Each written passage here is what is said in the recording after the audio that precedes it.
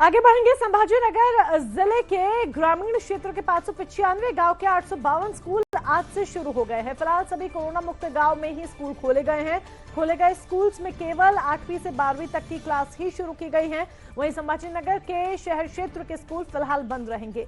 शहरी क्षेत्र के स्कूलों को खोलने का फैसला आने वाले दिनों में लिया जाएगा। ग्राम पंचायत और अभिभावकों की सहमति के बाद ही स्कूल खोलने का निर्णय लिया गया है। अगर कोरोना का संक्रमण फिर से बढ़ता है तो स्कूल बंद करने का निर्णय एक बार फिर से लिया जा सकता है।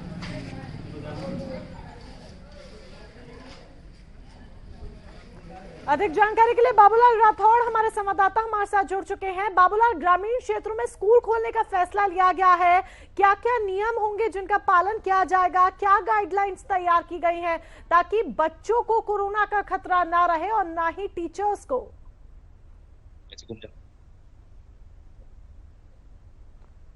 बाबूलाल सुन पा रहे हैं?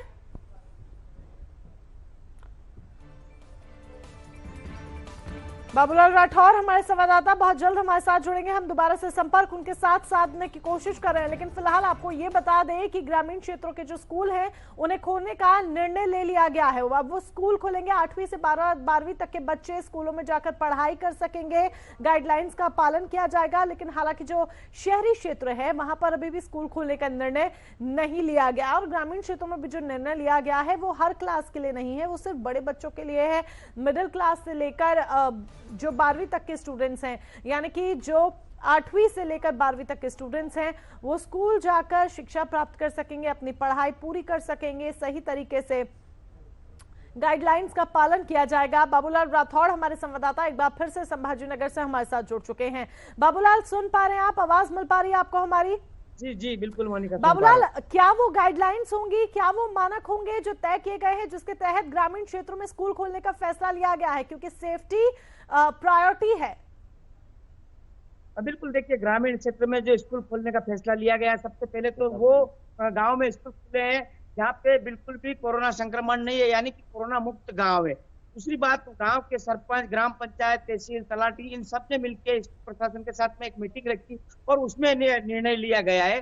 और अभिभावक के जो बच्चे, उनके अभिभावक से भी उसमें उनकी भी सहमति ली गई है। साथ ही साथ अब नियम इस तरह से है कि स्कूल के अंदर सोशल डिस्टेंसिंग का पालन करना पड़ेगा। 8वीं से लेकर 12वीं तक के क्लासेस आज से शुरू हो गए और इसके नियम के मुताबिक 50% जो है वो पालन करना पड़ेगा। यानी कि आपके स्कूल क्लास के अंदर अगर 50 बेंच है तो आप 50 बेंच के अंदर 50 बच्चे को ही बिठा सकते, बेंच पे एक बच्चा बैठेगा। अगर बच्चे ज्यादा स्कूल में छात्र आते हैं तो उनको दूसरी शिफ्ट में बुलाया जाएगा। इस तरह के निर्णय लागू कर दिए गए हैं, जिसके चलते सभी नियमों का पालन करते हुए आज की अगर बात करें मोनिका, तो आज जो जानकारी आ रही है 25% बच्चे आज स्कूल में आए हैं। तो कहीं ना कहीं आज पहला दिन है, 25% आए और जो बच्चे आए कहीं ना कहीं वो भी खुश दिखाई दे रहे थे क्योंकि काफी लंबे अंतरकाल के बाद में उनको आज स्कूल में आने का अवसर मिला है।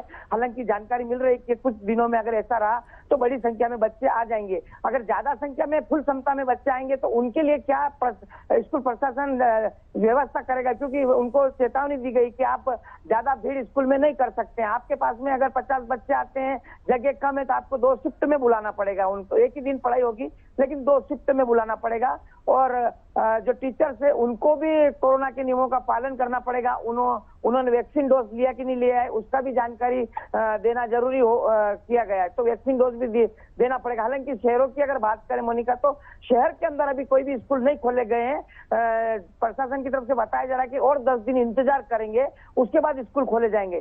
ग्रामीण में स्कूल खोल दिए गए, लेकिन उनको यह जानकारी दी गई कि अगर लापरवाही की या फिर कोरोना संक्रमण आया तो आपके स्कूल को फिर बंद भी कर दिया जाएगा। जिसके चलते प्रशासन की भी पूरी तैयारी, स्कूल प्रशासन की, गांव के सरपंच को, गांव के मुखिया को इसकी जवाबदारी दी गई कि आपके गांव में कोई कोरोना पेशेंट ना हो, इसका पूरा ध्यान रखा जाएगा।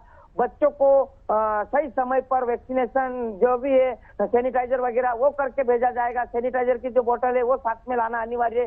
हर बच्चे के चेहरे के ऊपर मास्क होगा। इस तरह के नियम लागू करके आज जो स्कूल खुले, काफी कम संख्या में छात्र आए हैं, 25% के छात्र आए हैं, लेकिन अब छात्रों में उत्सुकता देखने को मिल रही, क्योंकि काफी महीनों से छात्र अपने घरों पे थे, तो अब वो स्कूल में आ रहे हैं। लेकिन अब क्या व्यवस्था ग्राम पंचायत की तरफ से की जाएगी कि ताकि कोरोना संक्रमण न आए और बच्चों को इनका असर न पड़े, उसका ध्यान रखा जाएगा मोनिका।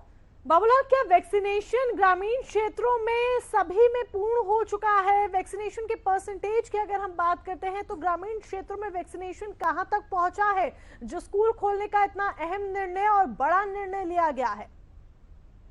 देखिए, ये कहीं ना कहीं समझ से परे, क्योंकि ग्रामीण क्षेत्रों में वैक्सीनेशन काफी पहुंचने में काफी विलंब हो रहा था। कहीं कहीं तो ऐसे गांव है जहाँ पे जो कोई वाहन नहीं जा सकता है, वहां पे भी कई दिक्कत है, वहां पे भी वैक्सीनेशन नहीं पहुंचा। और ज्यादा संख्या में ग्रामीण में अभी वैक्सीनेशन लोगों ने नहीं लिया है, ये जानकारी बिल्कुल निकल कर आ रही है। उसके बावजूद भी प्रशासन ने इतना बड़ा निर्णय ले लिया है, स्कूल खोल दिए।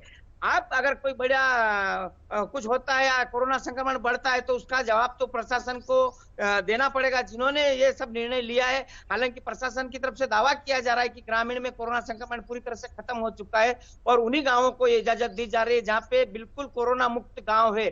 क्या ये कोरोना मुक्त गांव रहेगा, या अब जो वैक्सीनेशन वहां गांव के नागरिकों को नहीं मिली है, उनको क्या वैक्सीनेशन की सुविधा दी जाएगी? आरटीजीआर जो स्कूल के टीचर्स है उनको भी पूरा चेक किया जा रहा है, और अगर उनमें कोई बीमार है या कोरोना संक्रमण के जैसा है तो उन्हें तुरंत इलाज के लिए भेजा जाएगा, ऐसी जानकारी मिल रही है। लेकिन जिस तरह से देखा जा रहा है कि आज स्कूल का पहला दिन था, अब आगे चल के जो 2-4 दिन या एक हफ्ते के अंदर ये सब समस्या सामने आएगी कि आखिर किस तरह से स्कूल प्रबंधन स्कूल में संभालते हैं और बच्चे किस तरह से स्कूल में आते हैं, कितनी संख्या में आते हैं, क्या सोशल डिस्टेंसिंग का पालन होगा, क्या पढ़ाई करेंगे, ये आएगा। लेकिन अगर मोनिका बात करें तो 8वीं से 12वीं तक के क्लासेस जरूर खुले, लेकिन जो 7वीं से नीचे वाले क्लासेस है, माइनस वाले, तो वो अभी नहीं खुले हैं। उनकी जो पढ़ाई है अभी ऑनलाइन होगी। अभी जहां मैं मौजूद हूँ वो स्कूल भी 7वीं से अंदर वाला है, तो यहाँ पे बच्चे आज नहीं आए हैं, लेकिन जो 8वीं क्लासेस है वहाँ पे बच्चे आज पहुंचे थे।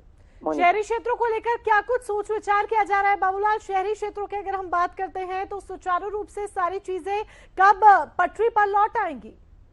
देखिए, शहर की बात करें मोनिका, तो शहर में सब कुछ पटरी पर लौटता हुआ दिखाई दे रहा है। मार्केट में भारी भीड़ है, सड़कों पर भारी भीड़ है, होटल रेस्टोरेंट व्यवसाय पूरी तरह से खुले, लेकिन वहां पे अभी स्कूल खोलने का निर्णय बिल्कुल नहीं लिया गया है। प्रशासन की तरफ से कहा जा रहा है कि अभी और हम इंतजार करेंगे, 10 दिन इंतजार करने के बाद इसके बारे में विचार करेंगे। यानी कि प्रशासन ये देखेगा कि ग्रामीण में स्कूल खोलने से क्या हालात होते हैं, शायद उसी का इंतजार है कि उसके बाद शहर में जो है लॉकडाउन है, जो पूरी तरह से अनलॉक नहीं हुआ है अभी, क्योंकि 4 बजे के बाद मार्केट बंद रखने का आदेश जारी किए। हालांकि इसका पूरी तरह से उल्लंघन दिखाई दे रहा है, कोई भी लॉकडाउन का पालन नहीं कर रहे। 4 बजे के बाद मार्केट भी पूरी तरह से खुले है, प्रशासन की तरफ से जरूर बंद बताया जा रहा है। ऐसे में आप 10 दिन इंतजार करने के बाद में शहर के स्कूल खोलने की जानकारी मिली।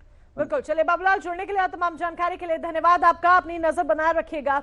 तो महत्वपूर्ण निर्णय ग्रामीण क्षेत्रों के लिए लिया गया है। हालांकि वैक्सीनेशन की रफ्तार जो है ग्रामीण क्षेत्रों में बेहद धीमी है, तब भी यह निर्णय लिया गया है स्कूल खोलने का। बच्चे अभी फिलहाल 25% की संख्या में पहुंच रहे हैं स्कूलों में पढ़ाई के लिए, और आगे उम्मीद जताई जा रही है कि ये परसेंटेज बढ़ भी सकता है, लेकिन सभी गाइडलाइंस का पालन करना अनिवार्य होगा, नहीं तो तीसरी लहर को दस्तक जरूर हम यहाँ पर दे देंगे।